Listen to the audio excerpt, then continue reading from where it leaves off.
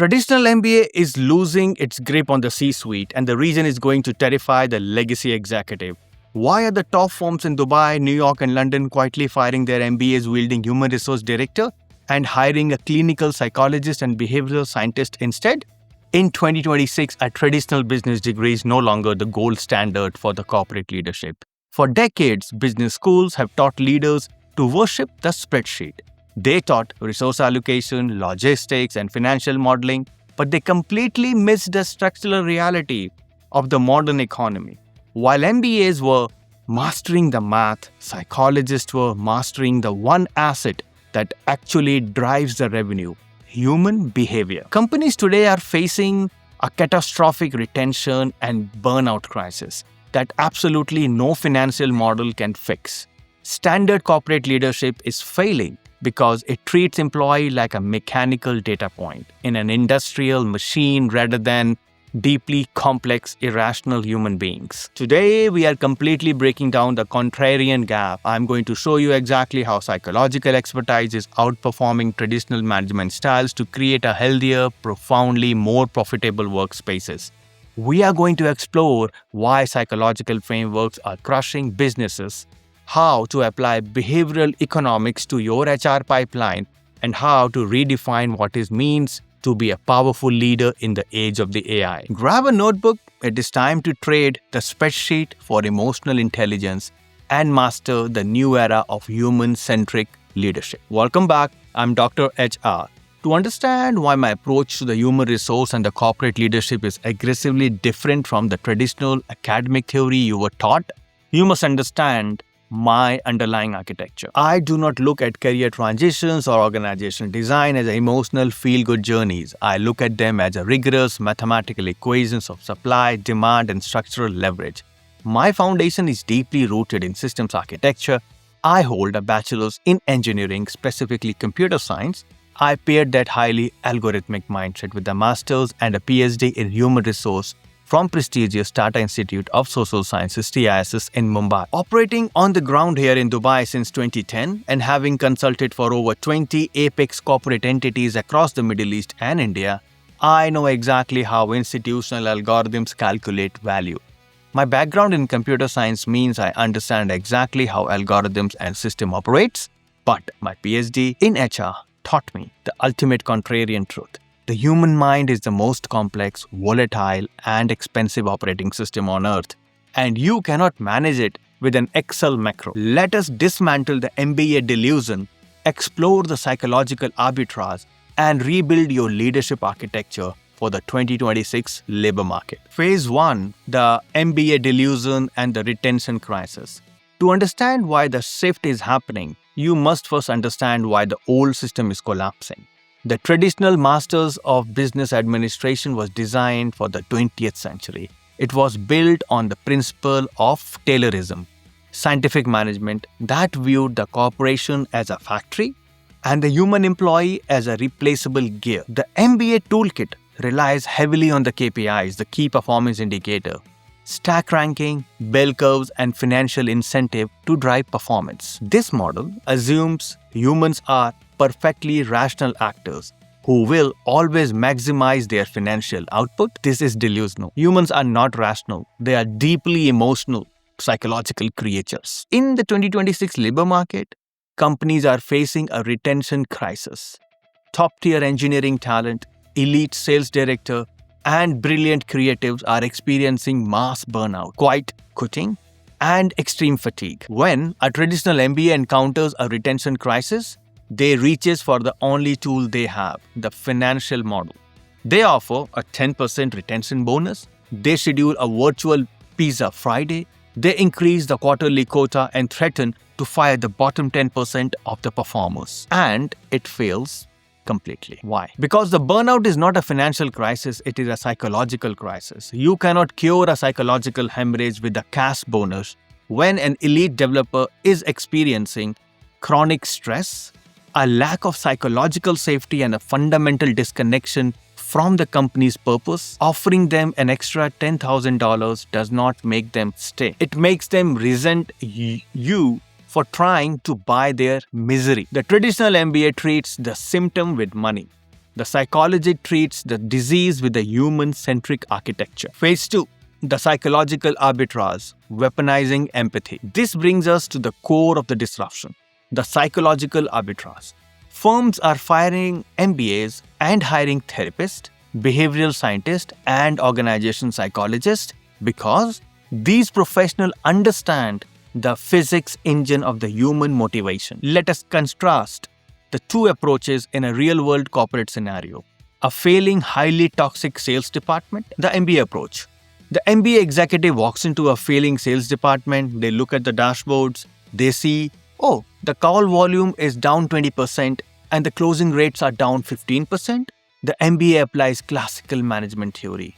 They increase the daily call quota. They put the bottom performer on a highly restrictive performance improvement plan, the PIP, and they introduce a new aggressive commission structure.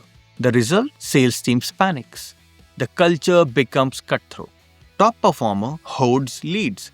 The middle performer burns out and quits. Turnover skyrockets and the cost of recruitment replacement destroys the department's EBITDA. The psychologist approach. The organization psychologist walks into the exact same department. They ignore the dashboard and analyze a human system. They conduct behavioral assessment and private interviews. They discover that the sales director has a narcissistic leadership style that punishes mistakes publicly. The psychologist identifies that the team is suffering from a complete collapse of psychological safety. When humans lack psychological safety, their amygdala, the fear center of the brain, hijacks the prefrontal cortex. They literally lose the cognitive capacity for creative problem solving and complex negotiation. The psychologist does not change the quota. They execute an intervention on the sales director. They restructure the team's meeting to rewards lessons learned from failures rather than punishing misses. They build the psychological safety of the environment. The result, the team's cognitive bandwidth is restored. Collaboration increases. Closing rates naturally rise by 30% without spending a single dollar on increased commission. The MBA tried to force the outcome. The psychologist architectured the environment where the outcome was inevitable. This is the leverage of the human-centric leadership. Phase 3, the AI intersection. Why now? You might be asking, why is this happening specifically in 2026? Why didn't the psychologist take over in 2010? The answer is artificial intelligence. We are living through X paradox applied to the C-suite. The X paradox states that high-level reasoning requires very little computation, but low-level sensory-motor skills requires immense computation. In the corporate world, this translates to the hard skills are now easy, the soft skills are now hard. For decades, the MBAs was valuable because they could build a complex financial model, optimize a global supply chain, and analyze massive data set.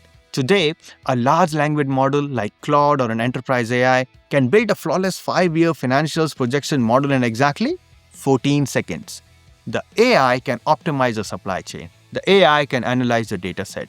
The core technical value proposition of a traditional MBA has been completely commoditized by the software. But what can AI not do? An AI cannot sit in a room with a terrified executive team during a hostile takeover and manage their collective panic. And AI cannot look into the eye of a burnout engineering lead, recognize the micro-expression of clinical depression, and navigate a deeply empathetic conversation that saves their life and their career. And AI cannot understand the unwritten, highly complex political dynamics between the CMO and the C. And AI cannot understand the unwritten, highly complex political dynamics between the CMO and the CFO. AI does the math, human must do the psychology. Because of the hard analytical skills are automated, the soft psychological skills are now the only hard skills left. The HR leader who understands human behavior is no longer the culture fit administrator. They are the most irreplaceable asset in the executive boardroom. Phase 4, behavioral economics in organization design. To operate at the apex of 2026 HR leadership, you must move beyond the basic empathy and master behavioral economics. You must learn to design corporate systems that exploit human psychology for mutual benefit. Let's look at how psychologists are redesigning the corporate architecture. 1. Nudge theory in talent acquisition. Traditional recruitment relies on posting jobs and hoping the right people apply. Behavioral scientists uses nudge. Traditional recruitment relies on posting jobs and hoping the right people apply. behavioral scientists use nudge theory to redesign the talent pipeline. They analyze the cognitive biases of the elite candidate. They know that passive, high-level candidates suffer from the status quo bias. They prefer to stay where they are even if a new job is better. Instead of sending a generic job description, the psychologist HR leader craft outreach that triggers loss aversion. They don't pitch what the candidate will gain. They pitch a massive industry shift the candidate is going to miss out on if they don't join the new project. They architect the choice architecture so that taking the interview feels safer than staying put. 2. The cognitive load management. Traditional MBAs loves to maximize utilization rates. If an employee is only working 40 hours a week, the MBA tries to push them to 50 to extract more value. The psychologists understand cognitive load theory. They know that human attention is strictly finite resource. If you force a developer to attend a 6 hours of meeting a week, they aren't just taking 6 hours of their time, you are fracturing their deep focus state, destroying their ability to execute complex codes. The psychologist HR leader ruthlessly audits the company's meeting culture and communication tools, Slack, Teams, to protect the cognitive bandwidth of the workforce, resulting in massive spikes in actual productivity. 3.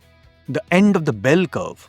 The traditional performance review stack ranks employee on a bell curve, inherently pitting them against each other. It triggers a threat response in the brain. The psychologist HR leader implements developmental diagnostic. They separate compensation discussions from performance discussion. They train managers to use cognitive behavioral techniques to help employees identify their own limiting beliefs and systematic roadblocks, turning the manager from a judge into a structural coach. Phase 5. The UAE and India context, the cultural psychology.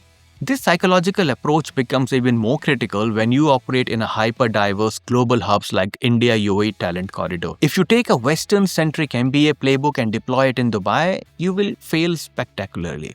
Dubai is a melting pot of over 200 nationalities. You have engineers from Bangalore, finance directors from London, marketing executives from Beirut, and logistic operators from Manila, all sitting in exact same boardroom. A traditional MBA cannot manage this chaos with a spreadsheet. You need deep cultural psychology.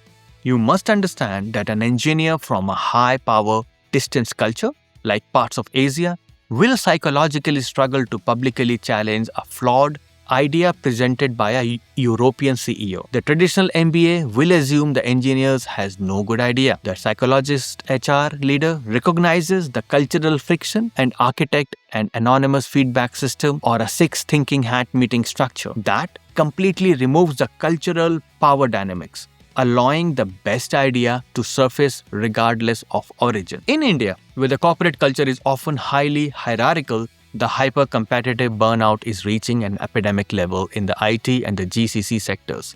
The companies in India that will retain top talent in 2026 are not the ones offering the highest base salary. They are the ones whose HR department are deploying clinical psychological frameworks to protect the mental health and cognitive longevity of their workforce. Phase 6. The retraining protocol for the corporate leader. If you are a current HR director, a VP of operations, or an executive sitting with a traditional business degree, you are likely feeling a surge of anxiety. You are realizing that your toolkit is outdated. Do not panic. You do not need to quit your job and go back to the university to get a clinical psychological degree. You need to execute a hyper-focused retraining protocol. Here is exactly what you must master to transition into human-centric leader in 2026. 1. Master trauma-informed leadership. We are managing a global workforce that has survived a pandemic, a massive economic volatility, and existential threat of AI automation. Your workforce is carrying a baseline trauma and a chronic anxiety. You must study trauma-informed leadership. You must learn how to recognize the sign of executive dysregulation and how to create a stabilizing, predictable environment that soothes the corporate nervous system. 2. Study behavioral economics and heuristics. Stop reading generic management books. Read Daniel Kahneman's Thinking Fast and Slow. Study Richard Thaler's work on nudge. You must deeply understand how human beings take mental shortcuts, heuristics, and how cognitive biases like the sunk cost fallacy or the halo effect destroys executive decision making. Your job is to become the architect who designs systems that correct for these human flaws. 3. Shift from negotiation to mediation.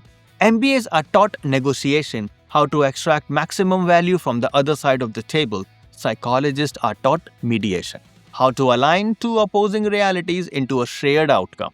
When your VP of sales and your VP of product are at war, an MBA tries to compromise where both loses. A human-centric leader mediates the conflict by identifying the underlying psychological insecurities driving the war.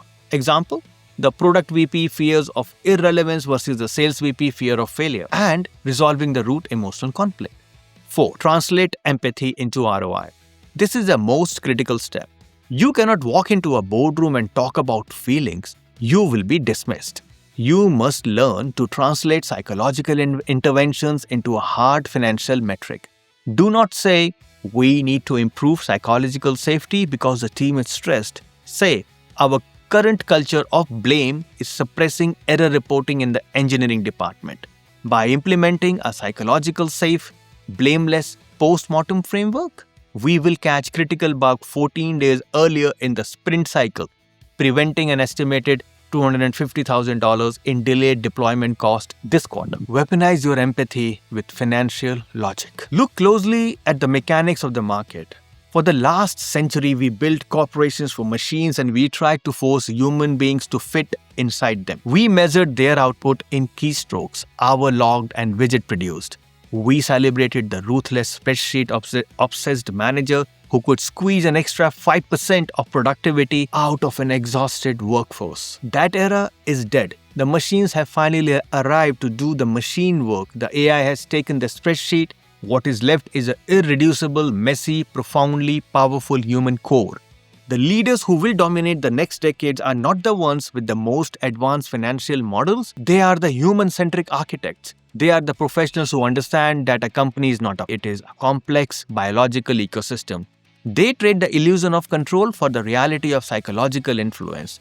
You must stop treating your employees like a data point and start the psychological environments where the human brilliance become inevitable. If you're an HR professional, an MBA or a corporate executive ready to completely rewire your systematic approach to leadership and dominate the new labor market, the ultimate manual is waiting for you. For the record, my brand new book, The 2026 Career Architect, is officially live and available for download right now exclusively on namaste.in. The book is a culmination of years of computer science, HR frameworks, and behavioral psychology applied directly to the global labor market. It contains the exact psychological blueprints, the behavioral economic script, and the advanced leadership architecture you need to bypass the outdated MBA trap and dominate your trajectory. Stop managing the spreadsheet. Start architecturing the human mind, process the blip, execute the strategy, and I'll see you at the top.